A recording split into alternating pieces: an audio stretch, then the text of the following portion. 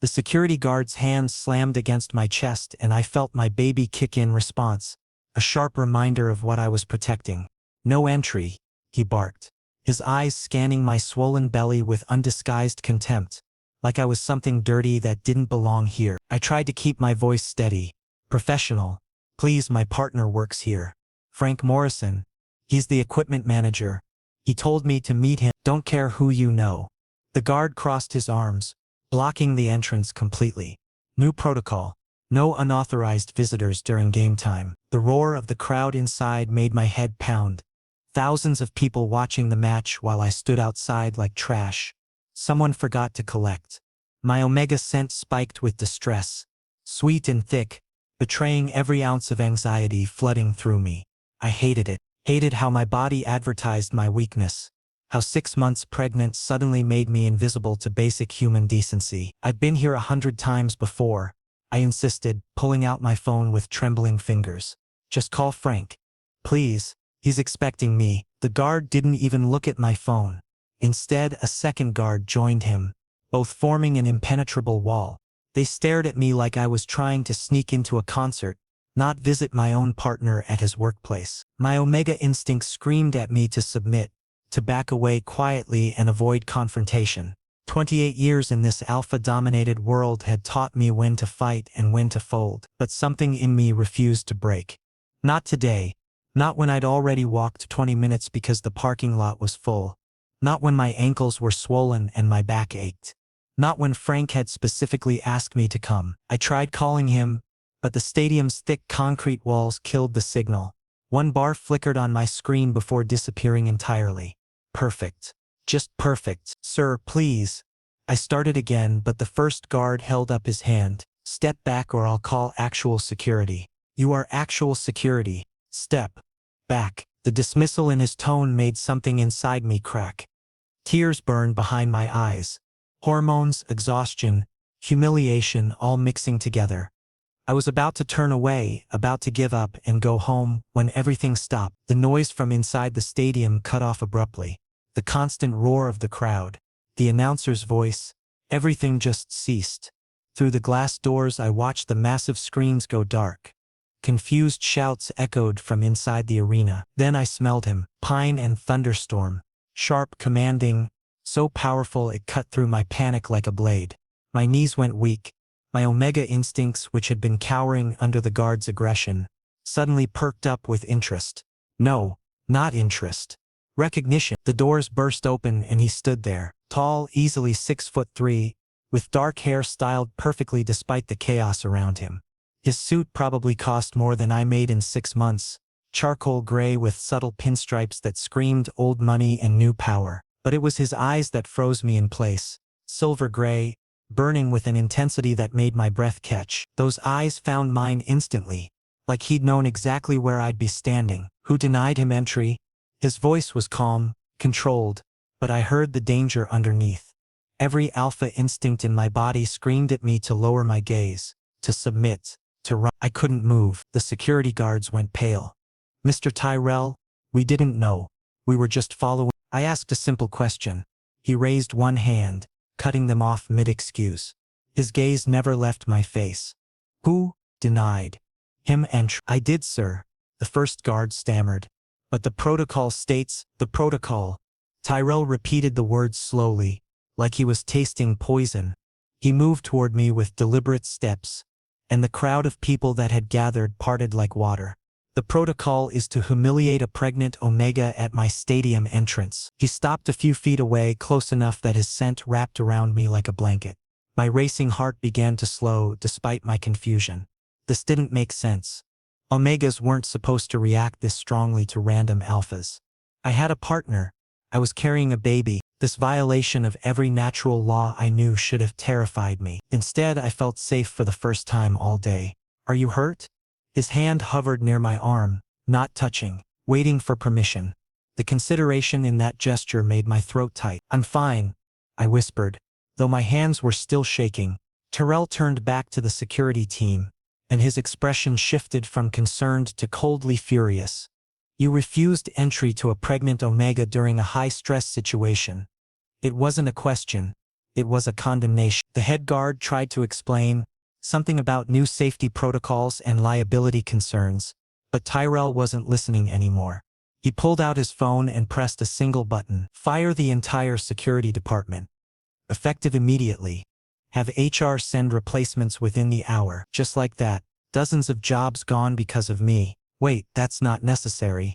I started, but he looked at me and the words died in my throat. It's absolutely necessary, he said quietly, and something in his voice made me believe he'd burn down the whole stadium if it meant protecting me. No one treats people like this. Not here. Not ever. Footsteps pounded down the corridor, and Frank finally appeared, his face flushed with panic and exertion. Lex. Oh God. I'm so sorry, I told them you were coming. I don't know what happened. He skidded to a stop when he saw Tyrell standing beside me, protective and unnaturally close. The expression that crossed Frank's face made my stomach drop. It wasn't jealousy or anger. It was fear. Pure visceral fear. Mr. Tyrell? Frank said, and I hated how small his voice sounded. I apologize for the confusion. If I'd... You're apologizing to the wrong person. Tyrell's eyes narrowed slightly. Your partner was denied entry while carrying your child. I'm not the one who deserves your apology. The air got thick with tension, with alpha posturing I didn't fully understand but could feel in my bones. Frank reached for my hand and I let him take it, trying to ground myself in something familiar. But even as Frank's warm, calloused hand squeezed mine, I couldn't stop watching Tyrell. Couldn't stop noticing how his jaw tightened when Frank touched me. How something dangerous and possessive flashed in his silver eyes before he carefully smoothed his expression back to professional concern. My omega instincts responded to that possessiveness in ways that felt like the deepest betrayal. I was pregnant with another man's baby. For God's sake. I had no business feeling this pull, this connection, this overwhelming urge to step closer to a complete stranger. Let's go home, Frank said quietly, tugging my hand gently. I nodded, not trusting my voice. As Frank led me away, I made the mistake of looking back. Tyrell stood in the exact same spot, watching me leave with an expression I couldn't read. But his scent, pine and thunderstorm, followed me all the way to the parking lot, clinging to my clothes like a promise or a warning. The drive home passed in suffocating silence. Frank's knuckles were white on the steering wheel, his jaw clenched so tight I worried he'd crack a tooth. He kept glancing at me like he was confirming I was still there, still real, still his. Each look made guilt twist deeper in my stomach. I stared out the window, watching the city lights blur past. My mind kept circling back to the stadium, to Tyrell's eyes, his scent, the way he'd stopped an entire game for me. It didn't make sense. None of it made sense. When we pulled into our apartment complex's parking garage, Frank killed the engine but didn't move to get out. He just sat there, staring straight ahead at the concrete wall. Frank, give me a minute. His voice was strained, like he was holding on to his composure by a thread. Just, give me a minute. I waited, my hand unconsciously moving to rest on my belly. The baby shifted, a gentle roll that usually comforted me. Tonight it just reminded me how complicated everything had become. Finally Frank turned to face me. In the dim garage lighting, he looked older than his 32 years. We need to talk about what happened. I know. Do you? He laughed. But there was no humor in it. Because I'm not sure you understand what I saw back there, Lex. We got out of the car and headed up to our third-floor apartment. The elevator ride felt eternal. Frank kept running his hand through his sandy blonde hair, a nervous habit he'd had since we met 3 years ago. Back when everything was simple. Back when I thought I had my life figured out. Inside the apartment, Frank dropped his keys on the counter with more force than necessary. What exactly happened before I got there? I sank onto the couch, exhaustion hitting me like a wave. The guards wouldn't let me in. I tried explaining, tried calling you, but nothing worked. Then Tyrell came out. Tyrell. Frank spat the name like it tasted bitter. You're on a first-name basis with him now? That's what the guards called him. I don't even know his full name. Tyrell Grayson. Frank started pacing, his footsteps heavy on our hardwood floor. Owner of the stadium, the team, half the commercial real estate downtown. One of the wealthiest men in the state. And he stopped everything, the game, the broadcast, everything for you. The way he said for you made it sound like an accusation. He was just being decent, I argued. But the words felt hollow even to me. Any good person would have. Don't. Frank stopped pacing and faced me. Don't insult my intelligence, Lex. I know what I saw. What I smelled. My breath caught. What are you talking about? His scent was all over you. Frank's voice cracked. So thick I could taste it when I got close. And the way he looked at you. How did he look at me? Frank closed his eyes like the memory physically hurt. Like you were already his. Like I was just some obstacle he'd eventually remove. Like our relationship, our baby. None of it mattered because he'd already decided you belonged to him. The words hung in the air between us, heavy with implications I wasn't ready to examine. That's insane, I whispered. I don't even know him. Don't you? Frank opened his eyes and they were swimming with tears he was too proud to let fall. Be honest with me, Lex. When you smelled him, when he got close to you, what did you feel? I wanted to lie. Wanted to tell him I'd felt nothing. That Tyrell was just another alpha. That Frank was being paranoid.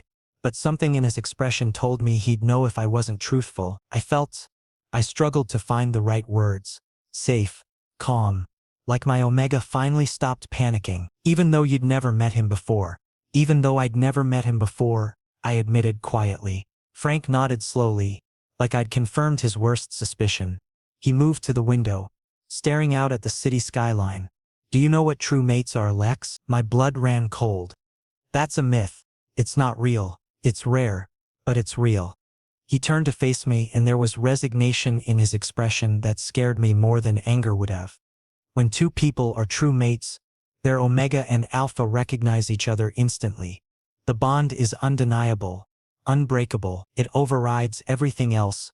Logic, prior commitments, even love. Stop it. I stood up, my legs shaky. You're talking like we're characters in some romance novel. This is real life, Frank. I'm 6 months pregnant with your baby. We're building a life together. Some random billionaire stopping a game doesn't change that, doesn't it? Frank's voice was soft, almost gentle.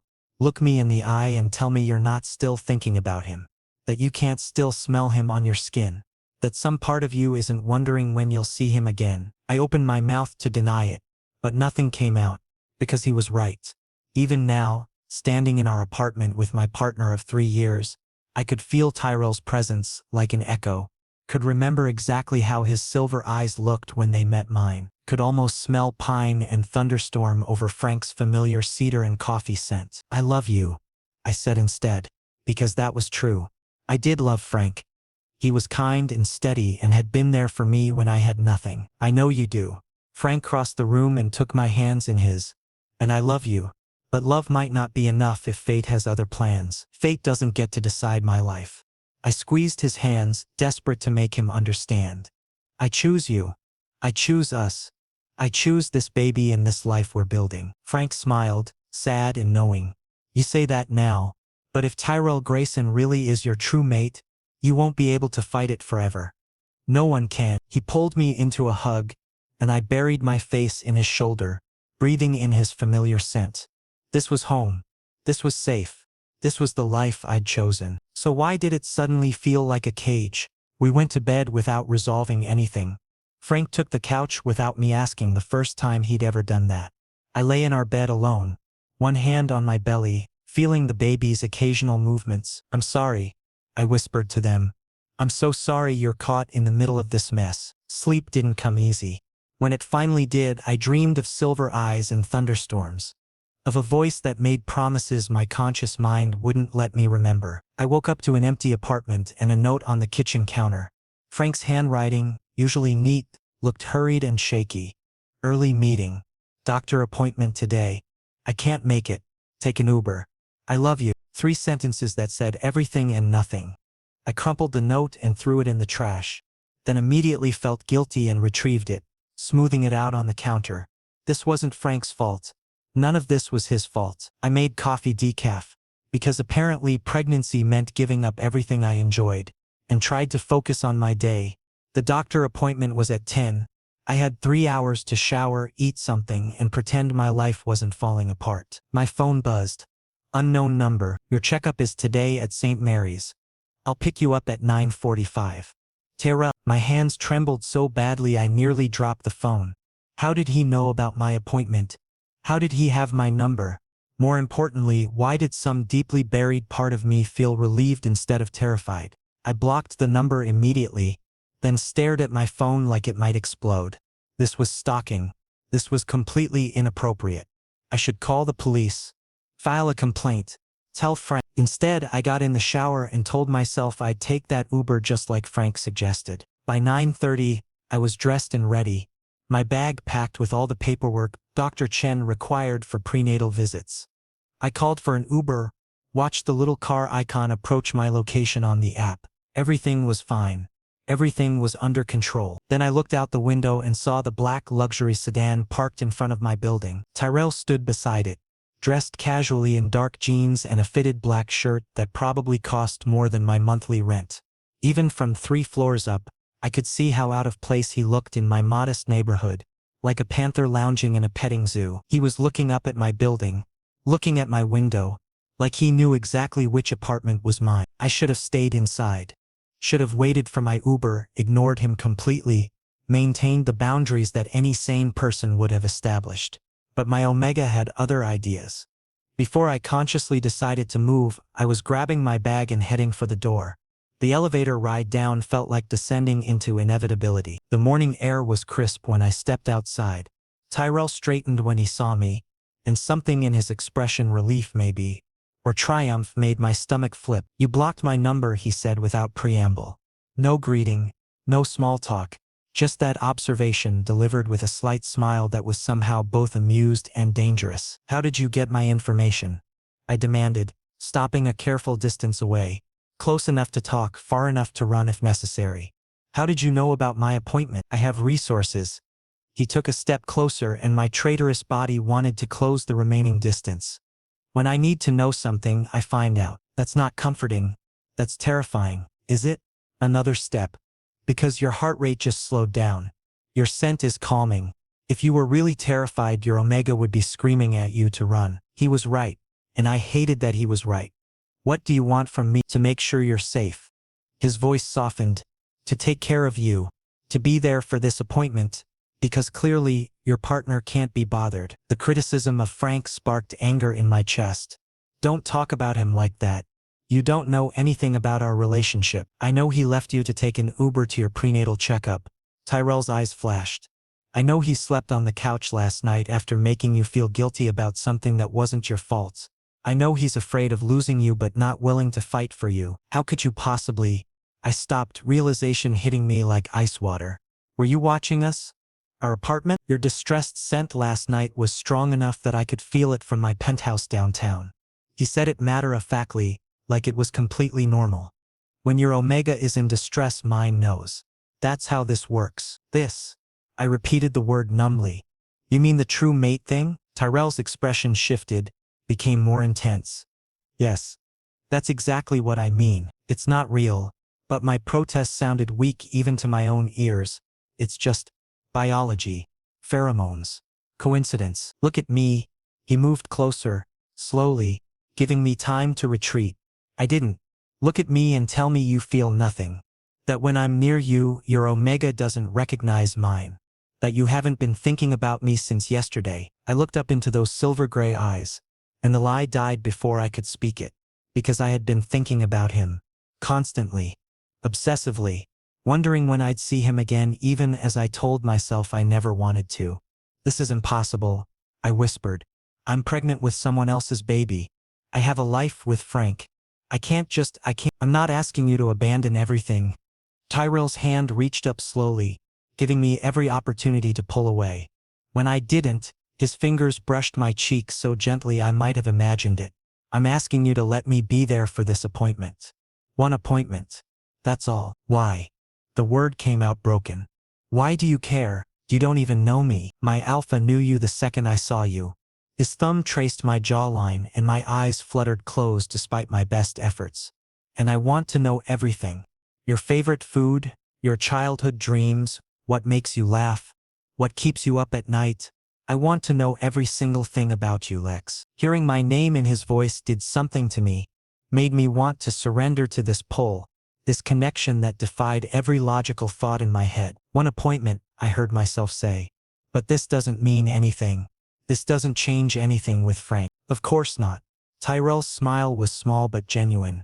He opened the car door for me and the interior smelled like leather and his scent, pine and thunderstorm. Whatever you need, Lex.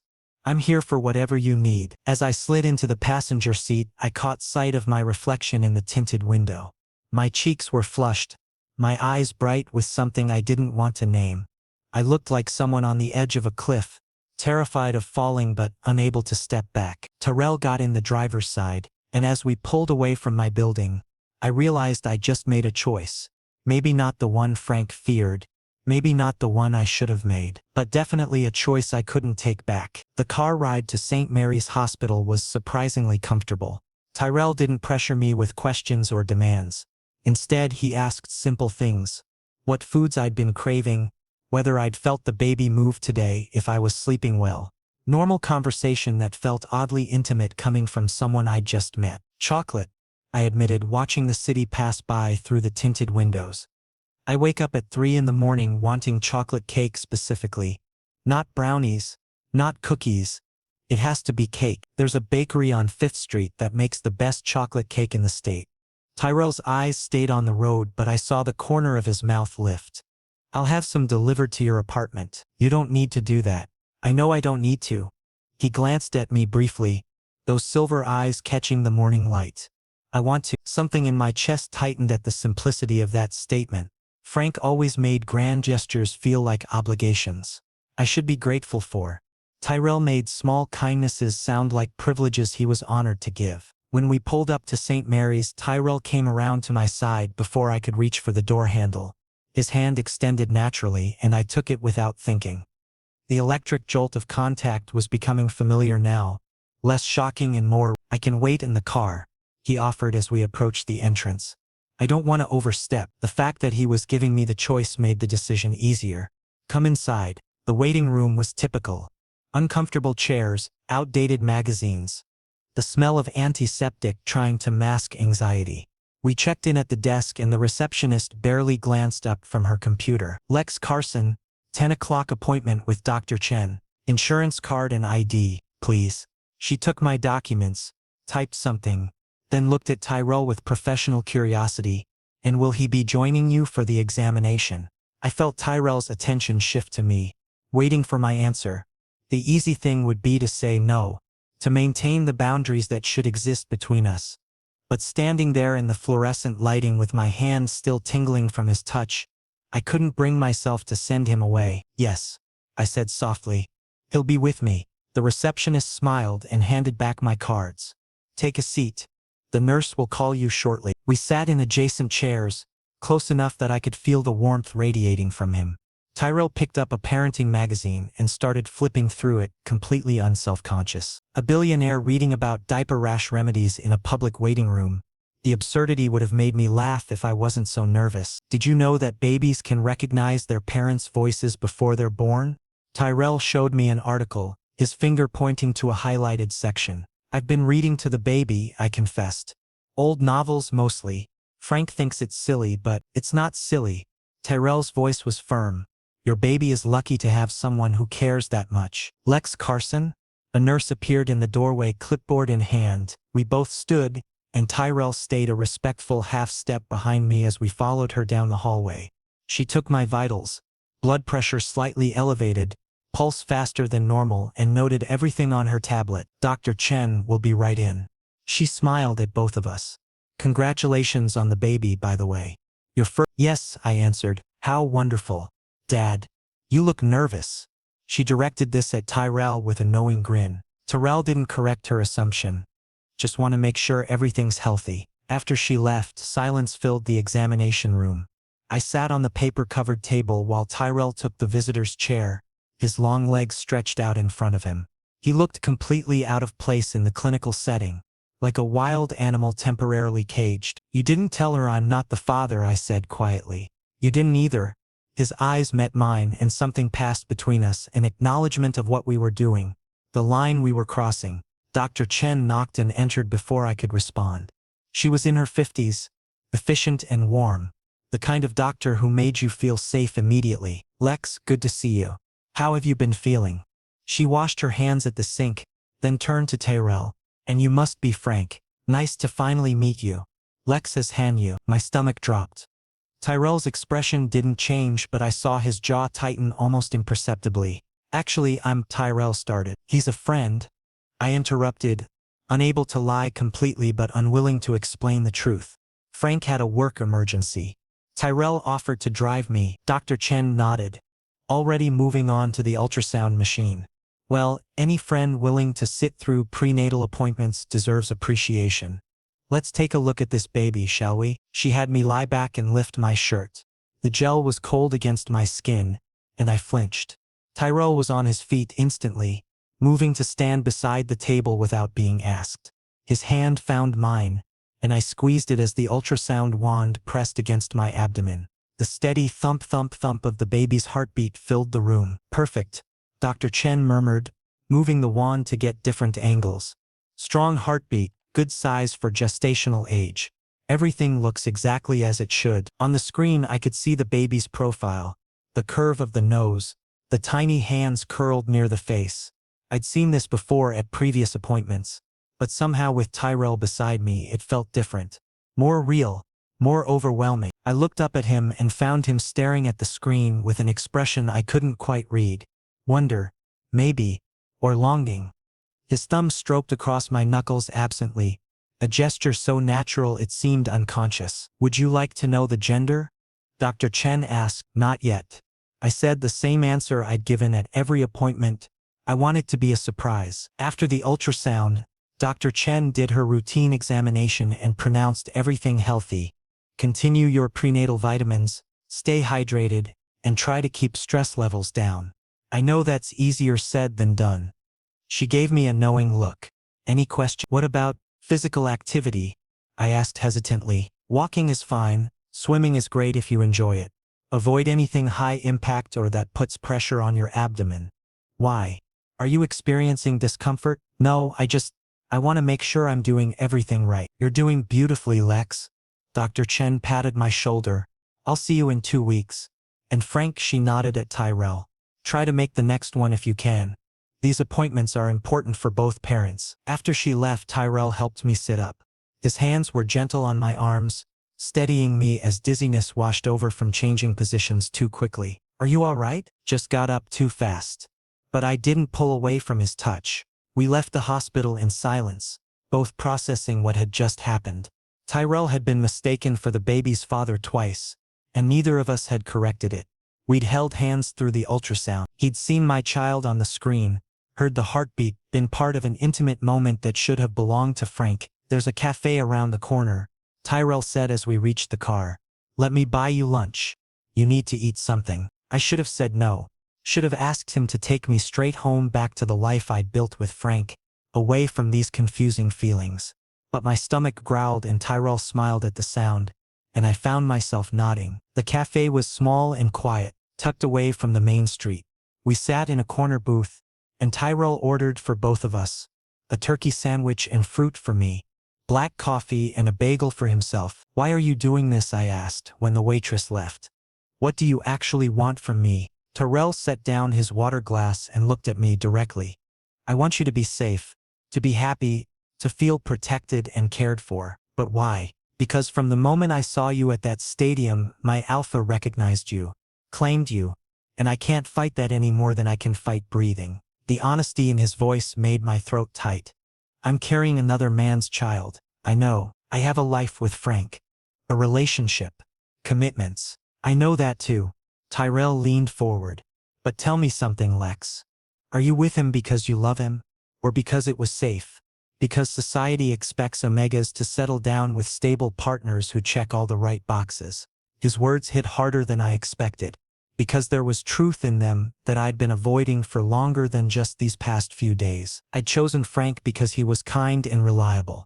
Because he didn't make my omega panic with intensity. Because I could control the relationship, keep it comfortable and predictable. But had I ever felt this pull toward him, this magnetic inevitability that made every cell in my body lean toward Tyrell? I don't want to force anything, Tyrell continued. But I'll be here. When you need support or protection or just someone who understands, I'll be here, because true mates don't just chisser. Lex, This connection we have, it's beyond our control. I need time, I whispered, feeling tears prick my eyes. You have it. All the time you need. Tyrell's voice was patient, certain. I'm not going anywhere, and somehow, that promise felt more binding than any vow I'd ever made. The next 2 weeks passed in a strange limbo. Frank and I existed in the same apartment like roommates who'd stopped being friends. He came home late from work. I pretended to be asleep. We ate breakfast in silence, made small talk about bills and grocery lists, avoided anything real. He never asked about the doctor's appointment, and I didn't tell him Tyrell had been there. But Tyrell was present in ways Frank hadn't been in months.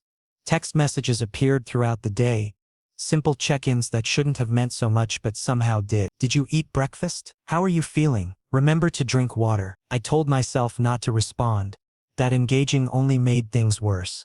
But my fingers moved before my brain caught up, typing responses that got progressively longer. Conversations developed. He asked about my favorite books, and I found myself explaining why I'd read Pride and Prejudice 17 times. I mentioned missing my mother, who'd passed away when I was 19, and he sent flowers the next day with a card that said simply, "She'd be proud of you." Frank noticed the flowers. Didn't ask where they came from. On day 9 of our silent standoff, a delivery arrived, an entire chocolate cake from a bakery on 5th Street. The kind I'd told Tyrell I craved. Frank was in the shower when it came, and I sat at the kitchen table eating a slice, crying for reasons I couldn't fully articulate. By day 12, I'd saved Tyrell's number under a fake name in my phone. Dr. Mitchell seemed neutral enough that Frank wouldn't question it if he saw a message notification. The deception made me feel sick, but not sick enough to stop. My next appointment is Friday, I texted on day 14. You don't have to come. The response was immediate. Do you want me there? I stared at those 5 words for 10 minutes before answering, yes. Friday morning, Frank left early again. Another work emergency, another hastily scribbled note. I'd stopped expecting him to come to appointments after he'd missed the last 3. His job was demanding, he was stressed. I understood. All the excuses I'd been making for months felt hollow now. Tyrell picked me up at 9:30 sharp. This time I didn't hesitate before getting in the car. Didn't pretend I was going to take an Uber. We both knew the truth now, even if fear of us said it aloud. You look tired, he observed as we pulled into traffic. Couldn't sleep. I didn't elaborate on the nightmares, images of the baby in danger, of Frank discovering everything, of making choices I wasn't ready to face. Have you been taking your prenatal vitamins? Yes, Mom, I said sarcastically, then immediately regretted the flippant tone. But Tyrell just smiled. Someone needs to make sure you're taking care of yourself. The appointment went smoothly. Dr. Chen didn't question Tyrell's presence this time, just smiled and made notes about the baby's continued healthy development. Everything was perfect. Measurements, heartbeat, position, a textbook pregnancy. Afterward, Tyrell took me to a different cafe, this one overlooking the river. We sat outside despite the autumn chill, and he draped his jacket over my shoulders without asking. It smelled like him, pine and thunderstorm, and something uniquely Tyrell that made my omega purr contentedly. I've been thinking, I said, watching boats drift past on the water. Dangerous pastime. He was teasing, but his eyes were serious. About what you said. About true mates. I pulled his jacket tighter around myself. Do you really believe we're that? Yes. No hesitation, no doubt. How can you be so certain? Tyrell set down his coffee and leaned forward, elbows on the table. Because I've never felt like this before.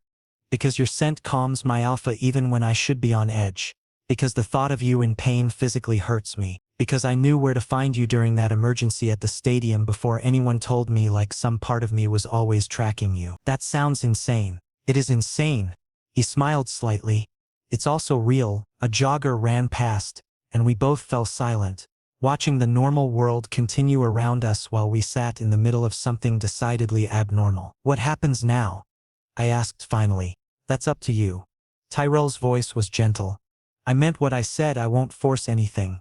But I also won't pretend this connection doesn't exist. Frank thinks I should choose.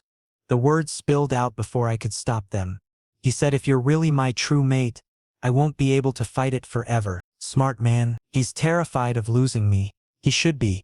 There was no malice in Tyrell's voice. Just honesty. Because you deserve someone who shows up, Lex. Who doesn't leave you to take Ubers to doctor's appointments.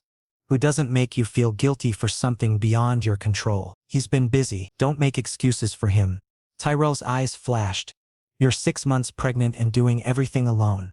That's not a partnership. That's you settling for crumbs when you should have the whole feast. His intensity should have scared me. Instead, it made me feel seen in a way I hadn't been in years. We stayed at the cafe for 2 hours talking about everything and nothing. He told me about growing up in Connecticut, about his parents who'd been true mates and died together in a car accident when he was 23. I told him about my childhood in foster care, about learning to be invisible to survive, about meeting Frank at a community center volunteer event, and thinking I'd finally found stability. Stability isn't the same as happiness, Tyrell said softly.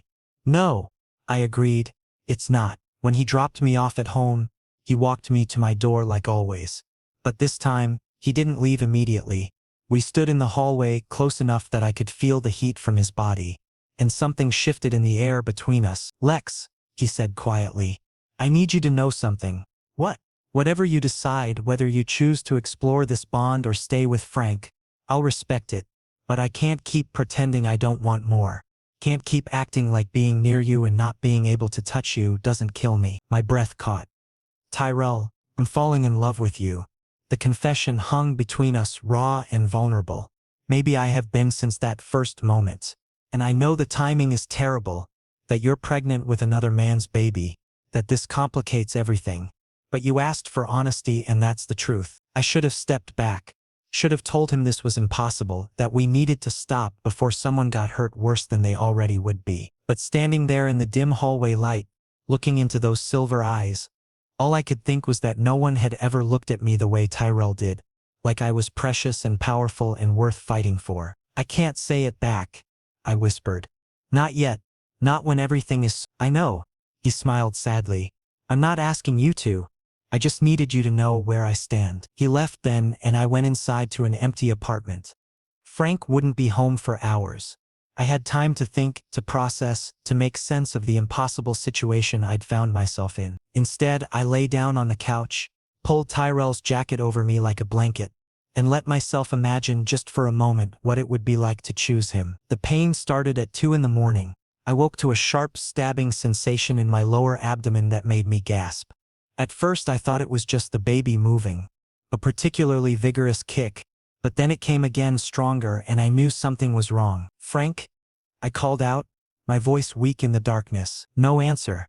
He was working another night shift at the stadium, some equipment crisis that required his personal attention.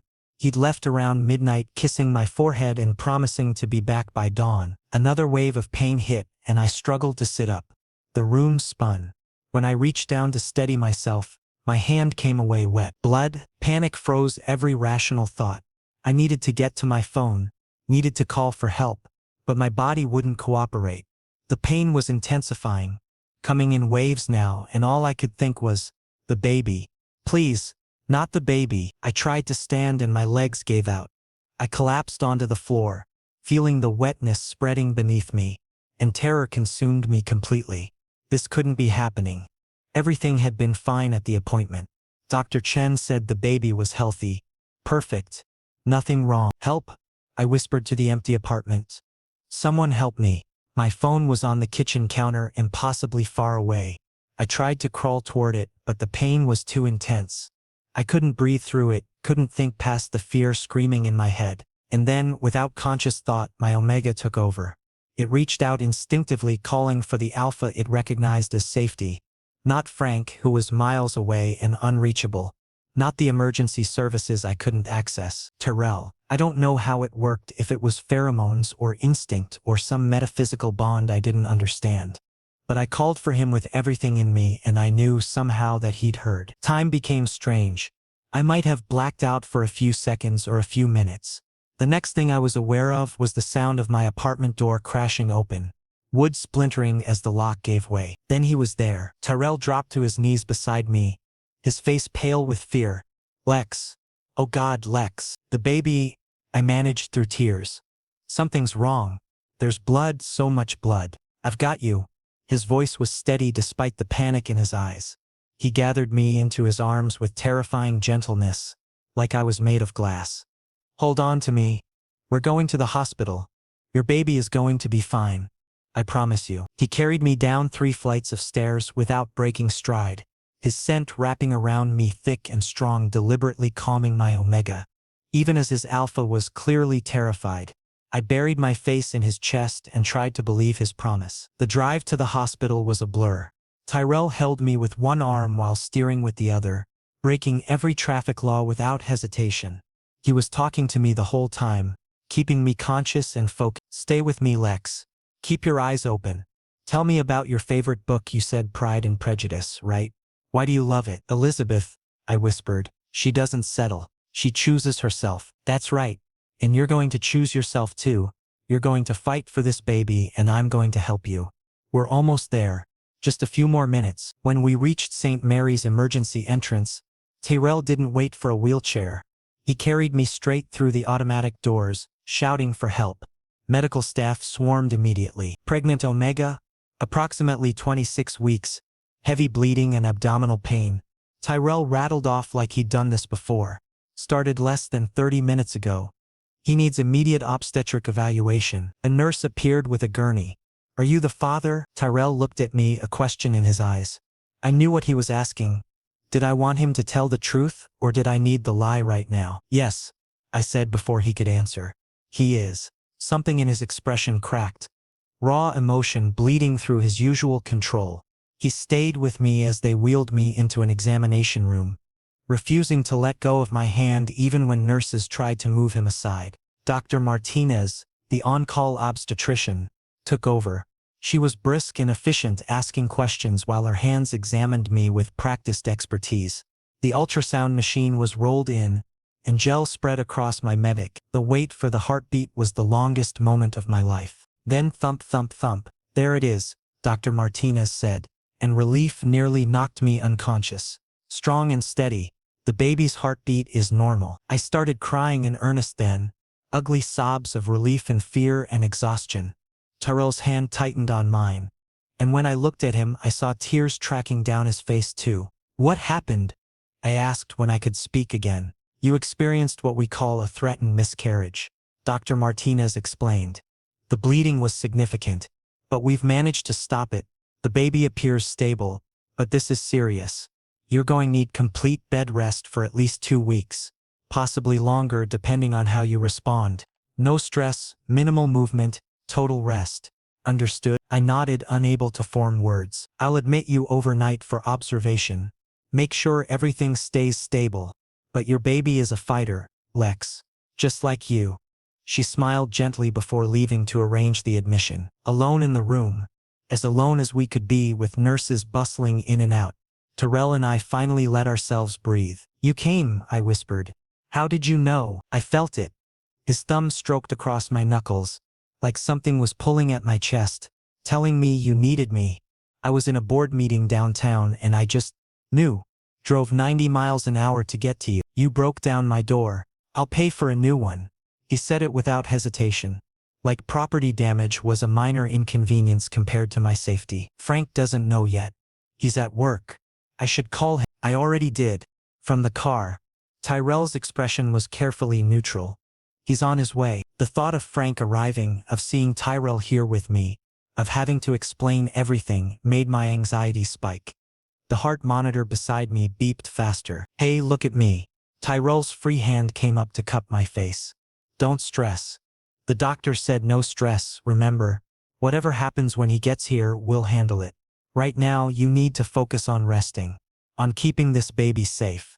Everything else can wait. He was right, but that didn't make it easier. Still, lying there with his hand on my face and his scent all around me, I felt safer than I had in months. Since before I got pregnant. Maybe since before I met Frank. The realization should have terrified me. Instead, it felt like finally admitting something I'd known all along. Tyrell, I started. Not sure what I was going to say. Shh, rest now. We'll talk later. So I closed my eyes and let myself drift, holding on to the hand of the alpha who'd somehow become my entire world in less than 3 weeks. And when Frank finally arrived an hour later, finding us exactly like that, Tyrell standing guard beside my hospital bed, Our fingers still intertwined. I didn't let go. I couldn't, not anymore.